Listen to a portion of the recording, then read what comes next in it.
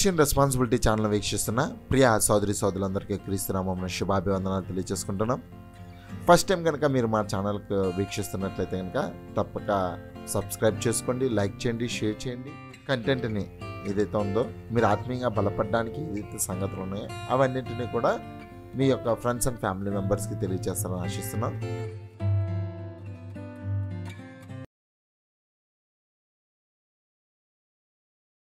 కాండము 20వ అధ్యాయము 7వ వచనాన్ని చూద్దాం. నీ దేవుడైన యెహోవా నామమును వ్యర్థముగా నుచ్చరింపకూడదు.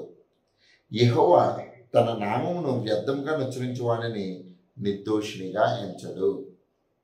మరొకసారి చదువుతున్నాండి. నీ దేవుడైన యెహోవా నామమును వ్యర్థముగా నుచ్చరింపకూడదు. ఇది ఒక ఆజ్ఞగా వారికి ఇవ్వడం జరిగింది. ప్రియమైన వాళ్ళ ఈ 10 ఆజ్ఞల్లో 4 ఆజ్ఞలు దేవుడు అయితే 6 ఆజ్ఞలు వ్యక్తికి సంబంధించినవి. మొట్టమొదటిసారిగా దేవుని ఆజ్ఞల్లో ఇదొక ఆజ్ఞ. ఇది నీ దేవుని యొక్క నామమును వ్యర్థంగా నొచ్చరింపకూడదు. అసలు ఫస్ట్ దీన్ని అర్థం చేసుకోవాలంటే ఫస్ట్ నామము అంటే నేమ్ అన్నది ఎందుకు అవసరమైంది, అసలు పేరుకున్నటువంటి ప్రత్యేకత ఏంటి అనేది మనం కూడా ఆలోచించాలి. ప్రియమైన వాళ్ళ పేరంటే ఒక గుర్తింపు. పేరు అనేది ఇప్పుడు ఫర్ ఎగ్జాంపుల్ గణేష్ అని నేను ఉన్నాను. నన్ను గుర్తించాలని అంటే, నన్ను పిలవాలి అని అంటే, నన్ను మీరు అర్థం చేసుకోవాలని అంటే ఫస్ట్ నాకేముండాలి? ఒక పేరు అనేది అవసరమైంది. ప్రేమ వల్ల ఇంకా పేరు అనేది ఎందుకు అని అంటే వ్యక్తిగతంగా కానీ అంటే వ్యక్తిగత, సాంస్కృతిక, అలాగే ఒక సమాజాన్ని కానీ ఒక హిస్టరీ కానీ తెలుసుకోవాలంటే పేరు అనేది చాలా అవసరం అన్నమాట. అలాంటిది ఆ పేరు ఏది ఏంట? నీ దేవుడైన యెహోవా నామమును వ్యర్థంగా నుచ్చరింపకూడదు. అసలు యెహోవా నామము అంటే ఎలాంటిదో తెలుసా? ఆయన వ్యక్తిత్వం తెలుసా? యెహోవా అనే పేరు పలకగానే అది కూడా జ్ఞాపకార్థనామంగా. అసలు మోషే అడుగుతాడు, నన్ను ఎవరు పంపించారని చెప్పమంటే దేవుడు అంటాడు, నేను ఉన్నవాడును అనువాడనే ఉన్నానని చెప్పని అంటాడు. ప్రభు అలాగైతే ఎలాగా? ఉన్నవాడు అనువాడు అంటే నాకు ఎలాగనంటే అయితే యెహోవా అనే జ్ఞాపకార్థనామంగా ఇస్తున్నానని చెప్పేసి యెహోవా అనేది ఒక జ్ఞాపకార్థనామంగా దేవుడు ఆనాటి కాలంలో జనాంగానికి ఇవ్వడం జరిగింది. అసలు యెహోవా అనగానే గుర్తుకొచ్చే పదాలు ఏంటనుకుంటున్నారు? యెహోవా అంటే సైన్యములకు అధిపతి అయిన దేవుడు. మామూలు అతను కాదు. సైన్యాలు అంటే మామూలు భూమి మీద ఉన్నటువంటి సైన్యాలు కాదు, కానీ పరలోకంలో ఉన్నటువంటి సైన్యాలకు అధిపతులు. కనికరము గలవాడు, దయాలత్వం గలవాడు, దీర్ఘశాంతుడు, కృపా సమృద్ధి గలవాడు. ఇంకా ఏమనుకున్నారు? శాశ్వతుడు, అద్వితీయుడు, వేరేవాడు లేడు అతను వంటి వాడు. అతనితో సరితూగల సమానుడు ఎవడునూ లేడు ఈ భూమి మీద. పరమదేవుడును పరమ ప్రభువునే ఉన్నాడు. ఇంకా చెప్పుకుంటా పోతే మహాదేవుడు, పరాక్రమవంతుడు. ఆయన పరాక్రమం ముందు ఎవడు అసలు నిలవలేడు. పక్షపాతం లేనివాడు, లంచం పుచ్చుకొనని వాడు. ఇంకా చెప్పుకోవాలనుకుంటే భయంకరుడైన దేవుడు, ఈ సర్వాన్ని సృష్టించినటువంటి సృష్టికర్త, ప్రతి వాడికి నీ జీవాన్ని ఇచ్చే జీవప్రదాత అని చెప్పుకోవాలి. సర్వవ్యాపకుడు. ఇంకా చెప్పుకోవాలంటే పరిశుద్ధత గలవాడు, పూజ్యుడు. లోకుల్లో కొలువైన వాడు. అన్నింటిలో కన్నా పూజ్యుడు ఎవరన్నా ఉన్నారని అంటే అది ప్రభువు అని చెప్పక తప్పదు. అద్భుతాలు చేసేవాడు, స్తుతులకు పాత్రుడు, పరమ వైద్యుడు, ఇంకా మొదట ఉన్నవాడు, కడపట ఉండేవాడు, దుష్కార్యము చెయ్యని వాడు, మాట తప్పని వాడు, మంచివాడు. యెహోవా పేరు అనేటప్పటికీ యెహోవా అన్న పదాన్ని పలకగానే ఎన్ని పదాలు వచ్చినాయి అనుకున్నారు? అంటే ఆయన యొక్క వ్యక్తిత్వాన్ని, ఆయన గుణగణాలని ప్రచురం చేసే ఒక గొప్ప అవకాశం దీనివల్ల కలిగింది అని అంటే యెహోవా అనగానే గుర్తొచ్చేసేది ఇదిగో ఈయన దీర్ఘశాంతం గలవాడు, ఈయన భయంకరుడైన దేవుడు, ఈయన ముందు ఎవడో నిలవలేడు, అంత పరాక్రమశంతుడు అని ఒక గుర్తింపు వచ్చిందని అంటే అది పేరు. ఎలాంటి నామాన్ని అంటే చాలామంది ఏం చేస్తున్నారంట? వ్యర్థంగా నచ్చరిస్తున్నారు. ప్రియమైన వాళ్ళ మనందరికీ తెలుసు, రీసెంట్గా ఒక కేసు ఒకటి జరిగింది. రాజీవ్ గాంధీ గారి మీద ఒక కేసు వేయడం జరిగింది. అది ఏంటంటే డిఫమేషన్ కేసు. డిఫమేషన్ కేసు అంటే ఏంటనంటే అంటే ఒక పలుకుబడినటువంటి వ్యక్తిని, పలుకుబడి మంచి పేరు ప్రఖ్యాతులు కలిగినటువంటి వ్యక్తిని అవమానపరచడమే ఈ డిఫమేషన్ కేసులు అంటారు. అయితే రాహుల్ గాంధీ గారు ఏం చేశారంటే భారత్ జోడో యాత్ర అంటే ఇండియాలో నుంచి ఈ సౌత్ నుంచి నార్త్ వరకు నడుచుకుంటూ జరిగించినటువంటి యాత్ర ఆయన కర్ణాటక దగ్గరికి వచ్చారన్నమాట. కర్ణాటకలోకి వచ్చినప్పుడు ఆయన ఒక పదజాలాన్ని వాడాడు. ఏంటి అని అంటే ఈ దొంగలందరికీ మోడీ అన్న పేరే ఎందుకు ఉంది అన్న ఒక మాట అన్నాడు ప్రేమ వల్ల. దానికి గుజరాత్లో ఆయన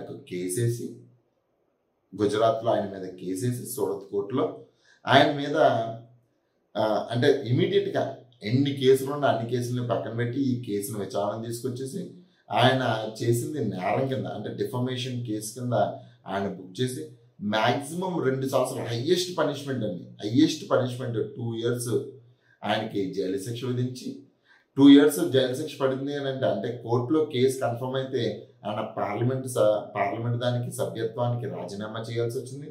ఆయనకు ఉన్నటువంటి ఇల్లు ప్రభుత్వం నిర్ణయించినటువంటి ఇల్లును కూడా ఆయన ఖాళీ చేయాల్సిన ఇమీడియట్గానే అన్ని కూడా బ్యాక్ టు బ్యాక్ రోజుల్లో జరిగిపోయినమాట.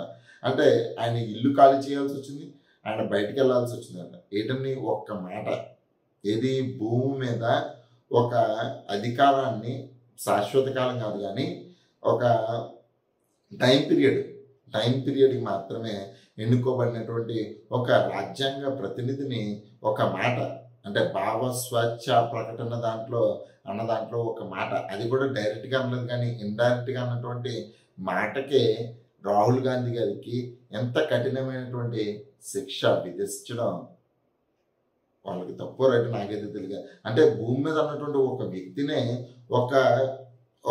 ఒక రకమైనటువంటి కేసులు పెట్టి బనాయించి అంటే పేరును వాడినందుకే ఎంతలాగా కఠినంగా శిక్షిస్తే శాశ్వతుడు ఉన్నతుడును అసలు ఎటువంటి మచ్చాలైన వాడు పవిత్రుడైనటువంటి దేవుని యొక్క నామాన్ని వ్యర్థంగా ఉచ్చరిస్తున్నామంటే ఎంత ధైర్యం, ఎంత గర్వం ఉంటే అలాంటి మాటలు పలుకుతుంటారు. యెహోవా నామమును వ్యర్థంగా ఉచ్చరింపకూడదనంటే ఆయన యొక్క గుణగణాలకు అపఖ్యాతి తీసుకొచ్చే పనులు జనాలు చేయడం మొదలుపెట్టారు ప్రేమ వాళ్ళు. దాని గురించి ఒకసారి చూద్దాం. లేవియా కాండంలో జరిగినటువంటి సందర్భం, యెహోవా నామమును వ్యర్థంగా ఉచ్చరించినటువంటి ఒక వ్యక్తి గురించి అక్కడ చెప్పడం జరిగింది ప్రేమ వల్ల. లేవియా కాండము 24వ అధ్యాయము 10వ వచనం చూద్దామండి. ఈ ఇశ్రాయేలీలు అందరూ కూడా పాలు తేనెలు ప్రవహించే దేశానికి ప్రయాణం పెట్టారు. మొట్టమొదటిసారిగా వీళ్ళందరూ కూడా సియోను పర్వతానికి వెళ్ళి అక్కడి నుంచి అరణ్య ప్రాంతంలో నుంచి చూసుకుంటూ వచ్చారన్నమాట. వీళ్ళతో వచ్చిన వాళ్ళలో ఒక కుటుంబమే దాను గోత్రానికి సంబంధించినటువంటి ఒక షెలోమితు అనే యొక్క కుటుంబం ప్రియమైన వాళ్ళ. ఆమె యొక్క భర్త ఎవరనంటే ఐగుప్తీయుడు, అతనికి పుట్టినటువంటి కుమారుడు. వీళ్ళందరూ కూడా మామూలు వ్యక్తులు కాదు ప్రియమైన వాళ్ళ. దేవుడు జరిగించినటువంటి అద్భుత క్రియలు కళ్ళారా చూసిన వాళ్ళు, దేవుడు ఎర్ర సముద్రాన్ని 2 పాయలుగా చేయగా దాంట్లో నుంచి నడిచి వచ్చిన వారు, అదేవిధంగా చెప్పుకున్నంటే ఆకాశం నుండి మన్నా కురవగా అంటే దేవదూతల ఆహారమైనటువంటి మన్నాను తిన్న జనాంగము, బండను కొట్టగా దాంట్లోంచి నీరు ప్రవాహం వలె పారుతున్నప్పుడు దాంట్లో ఉన్నటువంటి నీళ్లను తాగినవారు, ఉదయాన్నే మేఘస్తంభముని, రాత్రి వారికి పురుగు పుట్టకుండా ఉన్నప్పుడు అగ్నిస్తంభంగాని వారి మధ్యన ఉన్నటువంటి దేవుని యొక్క ప్రత్యక్షతను చూసినటువంటి జనాంగం ప్రేమ వాళ్ళు. దాంట్లో ఉన్నటువంటి జనాంగంలో ఉన్నటువంటి వ్యక్తియే ఇతను. అలాంటి వ్యక్తి అంటే గొడవ జరుగుతున్న యెహోవా నామమును దూషించడం కాదు, దుర్భాషలు ఆడుతుంటారు. ఇప్పుడు కూడా చాలా మంది చూడండి, ఆన్లైన్లో కానీ వీటిల్లో కానీ చాలా మంది దుర్భాషలు ఆడుతుంటారు. ప్రభు యొక్క నామాన్ని అవహేళన చేస్తూ ఉంటారు. ప్రభు యొక్క ఖ్యాతిని తిడతా ఉంటారు. ప్రభుని ఇష్టం వచ్చినట్టు నోటుకు ఏదొస్తే అది మాట్లాడుతుంటారు. అలాగే ఈడు కూడా ఒక రోజు మాట్లాడి యెహోవా నామమును దూషించి మళ్ళీ ఏం చేశాను అనుకోండి, యెహోవా నామమును శపించాడంట, నాశనం అయిపోవాలని చెప్పేసి. ఏంటంటే అద్భుతాలు జరిగించిన వాడిని నాశనం అయిపోవాలని కోరుకుంటున్నానంటే వీడి యొక్క బుద్ధి ఎలాంటిదో మనకు అర్థం కావాలి ప్రియమైన వాళ్ళ. ఎంత నీచపు బుద్ధి లేకపోతే యెహోవా నామాన్ని దూషించాడు. అన్ని అద్భుతాలు. గొడవ అయింది, గొడవలో తిట్టుకోలేకుంటే వాడిని తిట్టుకో. వాడు నీకు అన్న అన్యాయం చేస్తే అన్యాయాన్ని పట్టించి వాడిని నిలదీసి అడుగు, తప్పేమీ లేదు. మధ్యలో మిమ్మల్ని రక్షిస్తున్నటువంటి, మిమ్మల్ని కాపాడుతున్నటువంటి, లేదంటే కనుక మీకు పోషకుడైనటువంటి దేవుడి యొక్క నామాన్ని ఎందుకు దూషించాల్సి వచ్చింది అసలు? వాడికి ఎంత గర్వం లేకపోతే, ఎంత ఈర్ష లేకపోతే, ఎంత కుట్ర కుతంత్రం వాడి మనసులో లేకపోతే, అన్ని అద్భుతాలు కల్లారా చూసినటువంటి ఆ ప్రభువుని దూషించాలన్నటువంటి ఆ యొక్క ఆలోచన ఎలా వచ్చిందంటారు అసలు? అలాగ దూషించినటువంటి వ్యక్తిని అంటే ఇశ్రాయేలీలు ఎవరి దగ్గర తీసుకొచ్చారంటే మోషే దగ్గర తీసుకొచ్చాను. ప్రియమైన వాళ్ళ, మోషే దగ్గర. మోషే ఏం చెప్పడం ఉన్నారు? ఇదిగో 23వ వచనం చూస్తుంటే, కాబట్టి మోషే ఇశ్రాయేలుతో ఇలాగ చెప్పును, శపించిన వాణిని పాలెం వెలుపలికి తీసుకుని పోయి రాళ్లతో వాడిని చావగొట్టవలను యెహోవా మోషేకి ఆజ్ఞాపించినట్లు ఇశ్రాయేలు చేశారు. ఎందుకంటే యెహోవా నామంలోనే రక్షణ ఉంది. రక్షకుణ్ణి దూషించడం మొదలు పెడితే ఎవడన్నా వస్తాడా ప్రియమైన వాళ్ళరా? ఇప్పుడు కూడా చాలామంది క్రైస్తవంలోకి రాకపోవడానికి ప్రధానమైన కారణం ఏంటంటే ఎక్కువ యెహోవా నామానికి అపకీర్తి తీసుకొస్తున్నారు, వ్యర్థంగా వచ్చలుతున్నారు. ఎక్కడ వాడకూడదు అక్కడ ఏంటంటే ప్రభు అనేటప్పటికీ చాలా సామాన్యంగా, చాలా చిన్నగా చూస్తున్నారు. ప్రభు యొక్క కోపానికి నిలవగలవాడు ఎవడండి? అలాగా ఇశ్రాయేలు జనాంగం ఈ యొక్క వచనాన్ని చాలా తప్పుడుగా ఉపయోగించుకున్నారు ప్రియమైన వల్ల. అనేక మంది ఇశ్రాయేలుకి యెహోవా అంటే చాలా ప్రీతి, అంటే చాలా ఇష్టమైనటువంటి జనాంగం. వీళ్ళకి కూడా యెహోవా అంటే చాలా ఇష్టం. ఎందుకంటే ఆయన జరిగించిన అద్భుతాలు కానీ, వారు జరిగించిన క్రియలు కానీ, ఆయన వారిని జ్ఞానంతో నింపినటువంటి విధానం కానీ ఆనాటి కాలంలో చాలా గొప్పది. అంత గొప్పదైనటువంటి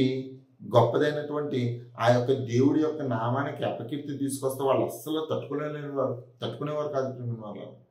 దాన్నే అదునుగా చూసుకున్నటువంటి కొంతమంది ఇదిగో కొంతమంది నిర్దోషులను కూడా ఈ యొక్క ఆజ్ఞ కిందకి తీసుకొచ్చి చంపడం మొదలుపెట్టారు ప్రియమైన. దేవుడికి అసలు నచ్చలేదు అసలు. మొదటి రాజుల గ్రంథం ఎలాంటిది జరిగింది మనందరికీ తెలిసినటువంటి ఒక చెడ్డదానికి, స్త్రీలలో చెడ్డ స్త్రీ అని చెప్పుకోవాలనుకుంటే ఎవరుంటారు అంటే మనకు అందరికీ బాగా తెలిసి యెజబెల్ భర్త ఆహాబ్. అక్కడ జరిగినటువంటి ఒక సందర్భాన్ని చూద్దాం. మొదటి రాజుల గ్రంథము 21వ అధ్యాయము మొదటి నుంచి చూసుకున్నట్లయితే ఒకసారి చూద్దాం ప్రియమైన వాళ్ళ. ఏంటంటే అక్కడ నాబోతు పొలం ఒకటి ఉంది. అది ఆహాబు రాజు యొక్క పొలాన్ని ఆనుకుని ఉందన్నమాట ప్రియమైన వాళ్ళని. అయితే ఈ ఆహాబు ఏం చేశాడంటే నాబోతు దగ్గరికి వెళ్ళి, నీ పొలం నాకు బాగా నచ్చింది, నాకు కోటకి దగ్గరగా ఉంది, కాబట్టి నాకు ఆ యొక్క పొలాన్ని ఇచ్చేసాయి అని అంటారు అనమాట. ఇచ్చేసి అన్నప్పుడు ఇది నా పిత్రార్జితం, నా పితరులు నాకు ఇచ్చారు కాబట్టి నేను దీన్ని ఇవ్వను అని చెప్పేసి అని అంటారు అనమాట నాబోతు. అయితే నాబోతు అలా అనేటప్పటికీ ఆహాబుకి ఏమనిపిస్తుంది అంటే ముఖం చిన్నపుచ్చుకుని అంటే ఫీల్ అయిపోయి నేను రాజంతటి వాడిని, నేను అడిగితే పొలం అంటాడా అని చెప్పేసి అని ఇంట్లో కూర్చొని ఏడుతున్నాడు మన ప్రేమ వల్ల. ఏడుతున్నప్పుడు యెజబెల్ చూసి అడిగిందన్నమాట, ఎందుకు అడుగుతున్నా, ఎందుకు ఇలా ఉన్నావు, ఎందుకు భోజనం చేయడం లేదు, అసలు భోజనం కూడా చేయకుండా అలాగే మొహం చిన్నపుచ్చుకుని అలా ఉండిపోయాడనమాట. అలా ఉంటే యెజబెల్ వచ్చి అడుగుతుంది అనమాట. యెజబెల్ ఏమైంది అసలు, ఎందుకు నువ్వు అన్నం తినడం లేదని అంటే, ఇదిగో నాకు నాబోతు పొలం కావాలి, అడుగుతుంటేనే మాత్రం ఏమో ఇవ్వనని అంటున్నాడు అని అంటే, నువ్వు ఎవడగా అసలు, నువ్వు రాజువి, నువ్వు అడిగితే ఏమనంటాడా, నువ్వు ప్రశాంతంగా ఉండి స్నానం చేసి శుభ్రంగా వచ్చేసే నీకు ఒక గిఫ్ట్ ఇస్తానని చెప్పేసి అన్నమాట.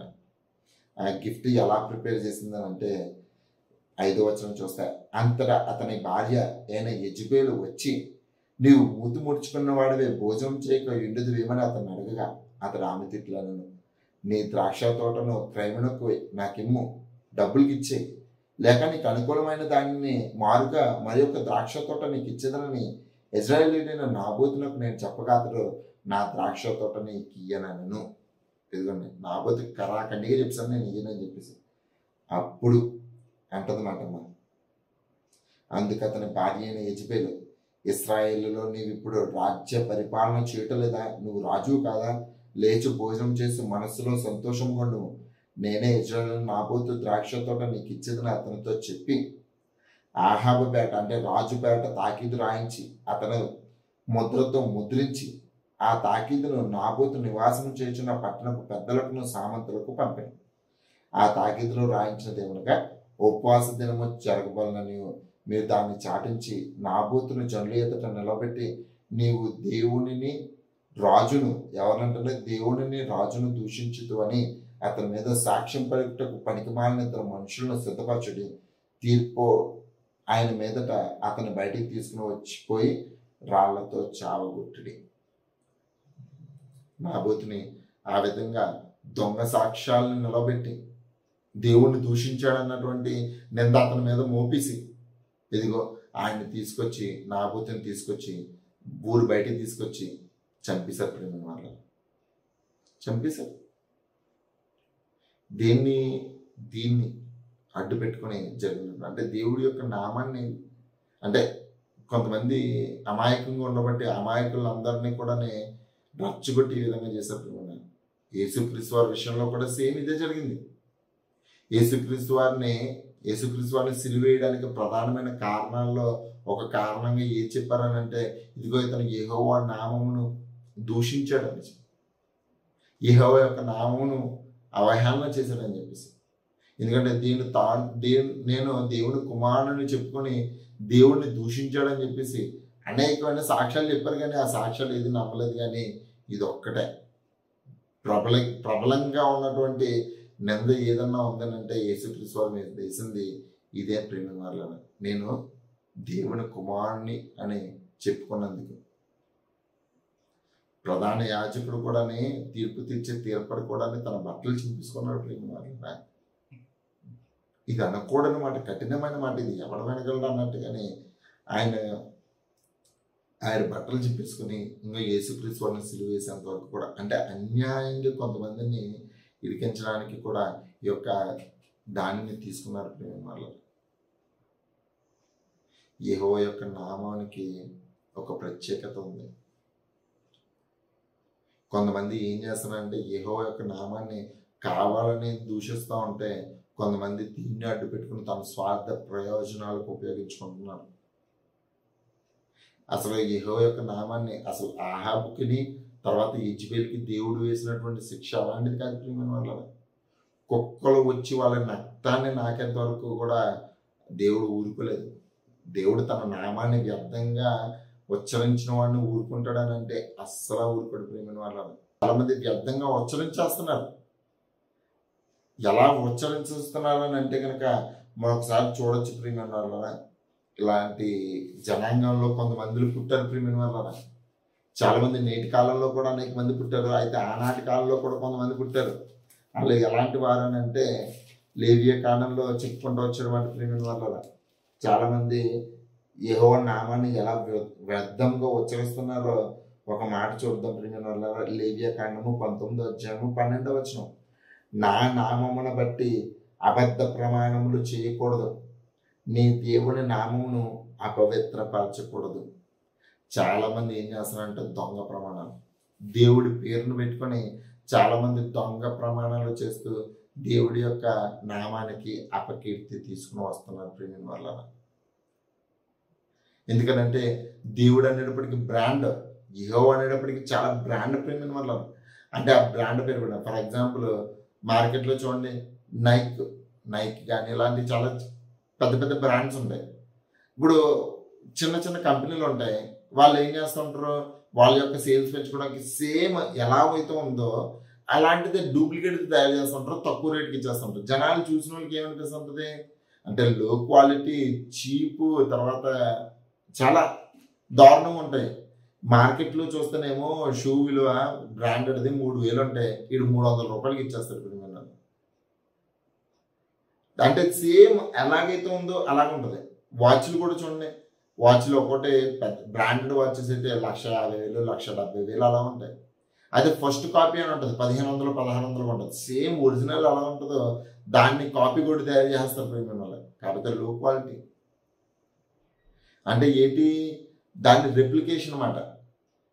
దాన్ని పెట్టుకోలేని స్తోమత కలిగిన వాళ్ళు పెట్టుకోవాలని చెప్పేసి, లేదంటే కనుక అలాంటి బ్రాండ్ వాచ్నే తక్కువ కొనేసి నేను అదిగో అలాంటిది కొనుక్కున్నానని చెప్పేసి ఏంటంటే జనాలను మోసం చేయడానికి కొంతమంది వస్తుంటారు ప్రేమ వల్ల.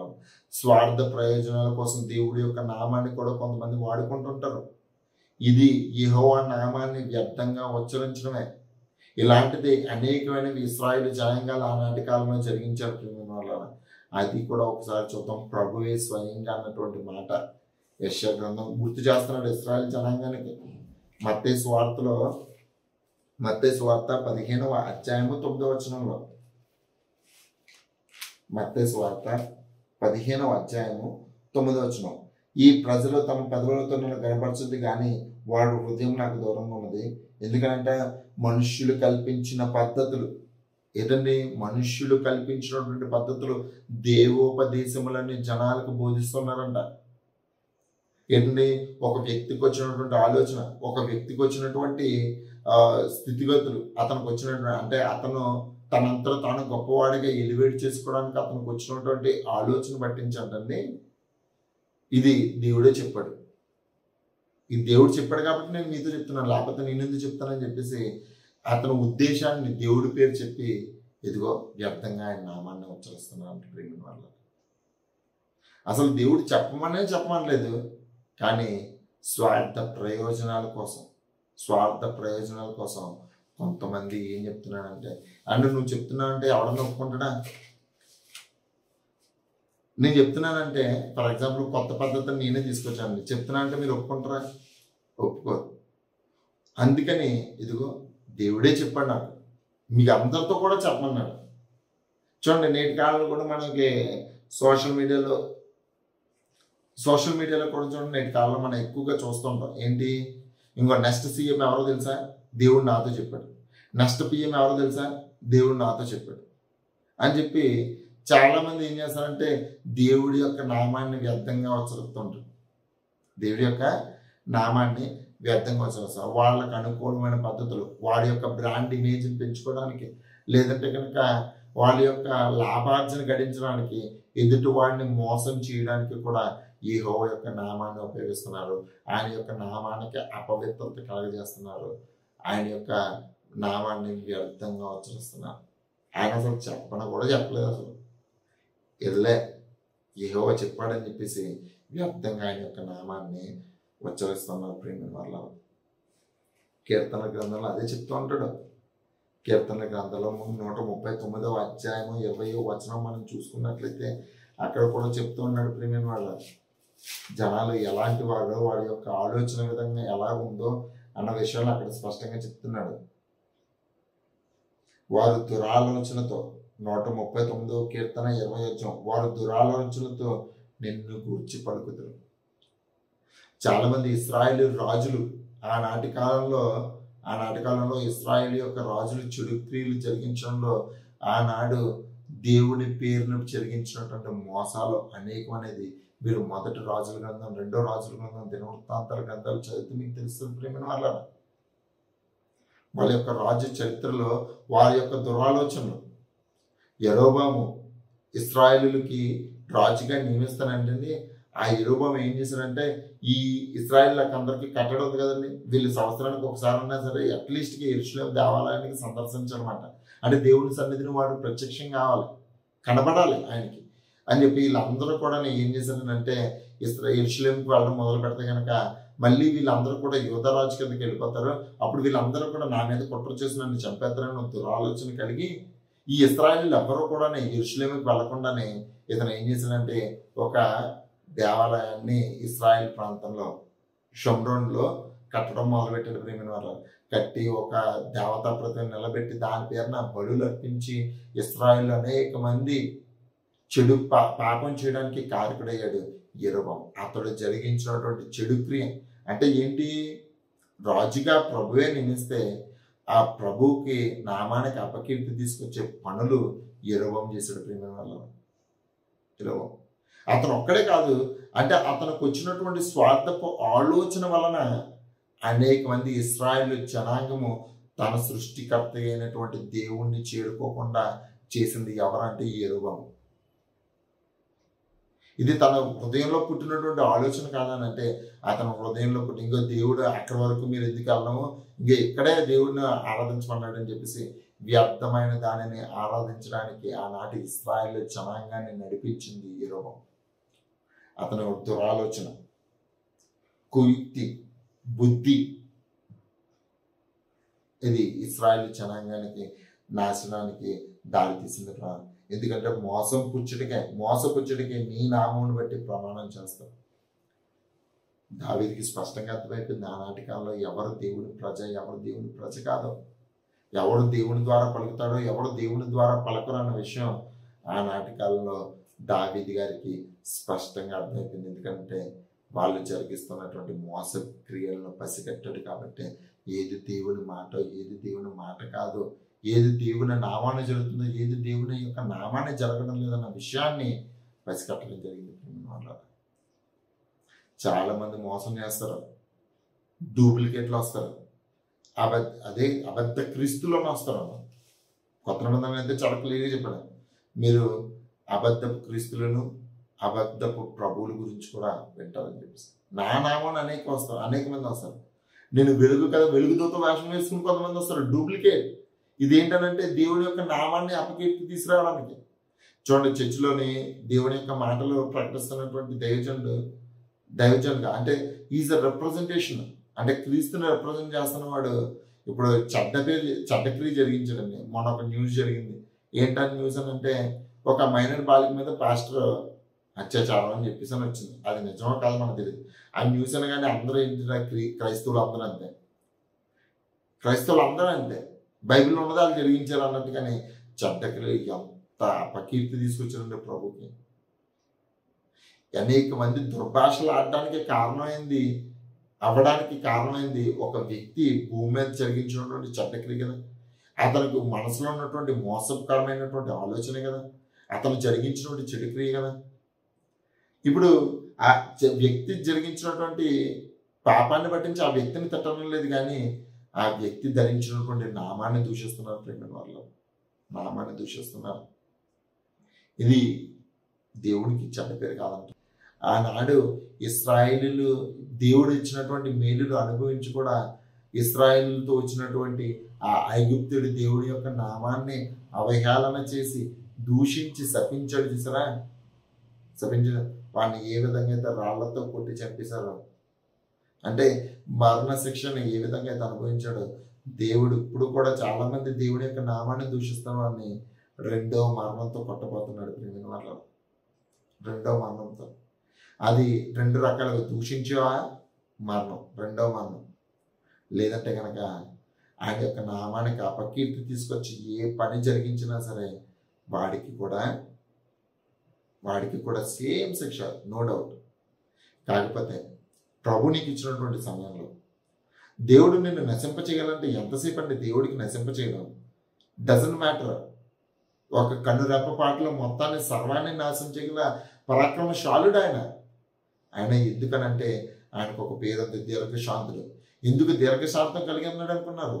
మన రక్షణ కోసం. ఎవరైతే దుర్భాషలాడుతూ ప్రభు యొక్క నామాన్ని అవహేళన చేస్తూ సక్రమైన బ్రతుకుతున్నామో మనం అందరం కూడా మన క్రియలను సరిచేసుకోవాల్సినటువంటి సమయం ప్రియమైన వాళ్ళ. మనము ప్రభు పాద సన్నిధికి చేరుకోయి, ప్రభు తప్పు అయిపోయిందని నన్ను క్షమించు, ఇంకెప్పుడు నేను అలా చేయను అని చెప్పి మీరు మొరపెడతారు. హృదయపూర్వకంగా మీరు మొరపెడితే మీ మొరను బట్టి క్షమించగల క్షమాగుణం కలిగినటువంటి కరుణా సంపన్నుడు ప్రభు. ఆ అవకాశాన్ని నీ జీవితంలో ప్రతిరోజు ఇస్తానే ఉన్నాడు. ప్రియమైన వల్ల దూషిస్తున్న వారందరికీ కూడా దేవుడు ఇచ్చినటువంటి అద్భుతమైన అవకాశం ఈ రోజు అని చెప్పక తప్పదు. ఎందుకనంటే ఇప్పుడు గనక మీరు ఆయన యొక్క నామాన్ని కనుక పవిత్రమైన దానిగా ఎంచి ఆయన నామాన్ని కనుక మీరు ఒప్పుకోకపోతే ఆ నామాన్ని బట్టించే రక్షణ, ఆ నామాన్ని బట్టించే విడుదల, ఆ నామాన్ని బట్టించి మనకి ఏముందనంటే విమోచన ఉంది. ప్రియమైన వాళ్ళ ఆ యొక్క విమోచకుడిని ఎవరైతే పక్కన పెడతారో వాడికి ఏం లేదు, జీవం లేదు. జీవ ప్రదాతను కోల్పోయినట్టే ప్రియమైన వాళ్ళ. కాబట్టి అంత గొప్పదైనటువంటి ప్రభు యొక్క నామాన్ని ఒకవేళ ఎవరైనా సరే అజ్ఞానంతోనో తెలివి లేకో ఏదన్నా అంటే కనుక ఒప్పుకోండి. ఎందుకనంటే బ్రతుకుండగానే నీకు అవకాశం. చచ్చావా? అవకాశం లేదు. ఒకవేళ ఆయన లేడని అంటావా? చచ్చిన తర్వాత కంపల్సరీ చూస్తాం. చచ్చిన తర్వాత కంపల్సరీ చూస్తాం. కాబట్టి ఇట్టి భయమునెరిగి ప్రభు యొక్క నామాన్ని ఉచ్చరిస్తున్నప్పుడు అది సరైన సందర్భమా కాదా, అసలు ప్రభు యొక్క నామాన్ని ఎదుటివాడికి మేలుకరమైన చోట ప్రభు యొక్క నామాన్ని ఉపయోగిస్తున్నావా లేదా, లేదంటే నీ స్వార్థ ప్రయోజనాల కోసం ప్రభు యొక్క నామాన్ని ఉపయోగిస్తున్నావా అనేది ఆలోచించుకుని మన మాటలో, మన బ్రతుకులో ప్రభువుని కలిగిన వారం కనుక కంపల్సరీ మనం మంచి క్రియలు జరిగిస్తూ ప్రభు యొక్క నామాన్ని ప్రకటిస్తూ, ప్రభు యొక్క నామాన్ని ప్రకటించిన వారి పాదములు ఎంతో సుందరములని పర్వతముల మీద కంటే ఎంతో గొప్పవని చెప్పినటువంటి ఆ మాటకు బట్టించి మరీ ఒక్కసారి ఆయన యొక్క ఖ్యాతిని వెదజల్లడానికి మనం ముందుకు వెళ్ళాలని హెచ్చరిస్తూ ఈ మాటలు పట్టించి నీ మాటల్ని ముగిస్తున్నాను.